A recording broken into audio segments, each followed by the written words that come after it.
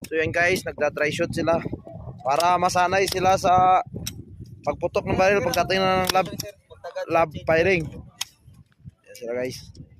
Yun yung target nila sa dulo. Practice. So mga isang linggo to guys na ginagawa nila. Nakadapa lang. Ganyan. Dry shoot. Okay so.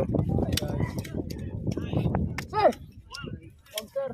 Ayan. Guys.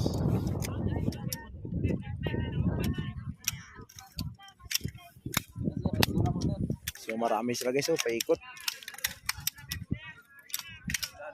Ang tawag to guys is dry shoot. Kita naman na shoot na sir. Sir. Dry shoot. Wala na. Dry shoot pala guys, dry shoot. Bakit ka nakaupo dyan, bone breaking?